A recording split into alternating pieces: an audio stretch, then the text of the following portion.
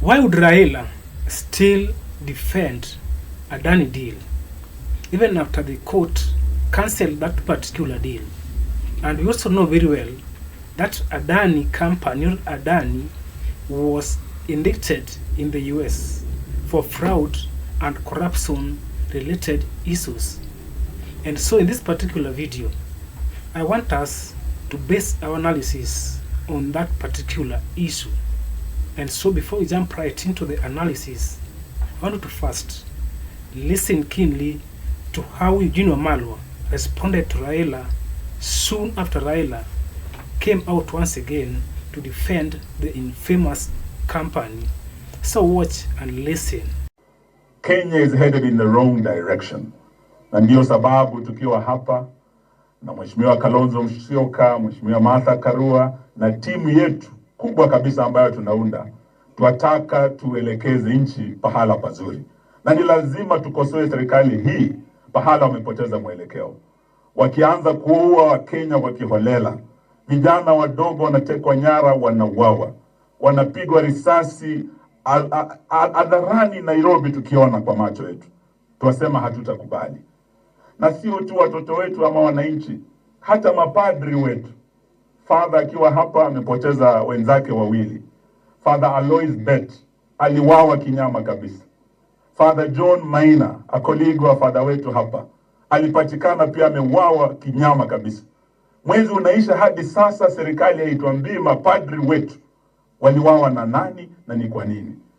Ndio sababu tukiwa hapa tunataka tuambie serikali hii, na jana tumemwona mzee wetu Raila Odinga akiwa kwenye ile kamati ya baraza la mawaziri.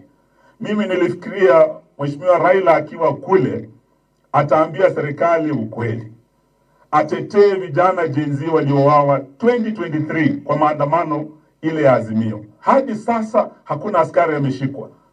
2024 Gen Z wetu wamewawa wakifanya demonstration against finance bill 2024. Hadi sasa hakuna familia imekuwa compensated.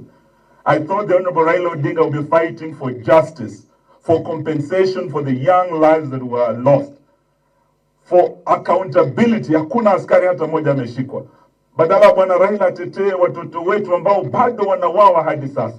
Kijana Boniface Kariuki amewawa juzi on the streets of Nairobi. Na mimi nasikia badala ya kutetea Boniface Kariuki hajaongea hadi sasa. Anatetea mtu anaitwa Adani. Adani ambaye alikuwa amekuja through a corrupt deal kuchukua Jomo Kenyatta International Airport, kuchukua K-Truck. Yeye ndio hapo kwenye SHA. Tunasikia iko deal nyingine kule Kenya Ports Authority. Anataka kununua ile, kunyang'anya ile port yetu. Badala atetee hayo, bwana Raila anakuja kutetea Adani bwana. Ningekuwa Leonard Mambo Mbotea ningeuliza, je, huyu ngwana? Asante sana. Na jana nimeona bwana Kasongo amekaa na mzee wetu Raila Odinga. Badala waongee vile watalipa vijana walioumizwa, wasaidie familia zao, wanaongea mambo ati ya Adani. Adani ni mwizi si mwizi? Hawa wanaenda kuungana na wezi kuendelea kuaibia. Hiyo tumekataa. Sawa? So nataka msikie pia hata kule Nyanza vijana wamesema mambo ya mzee, mambo ya Kasongo wamekataa. I am certain without doubt that majority of Kenyans no longer even think about Adani deal. Leave alone talking about it. Thinking about it is no longer something in the minds of many Kenyans. To mean that even those who are pro-Adani deal had already moved on. But Raila Odinga has refused to move on. He still talks about this infamous Adani deal. Move on with the airport contract. That was really very unfortunate.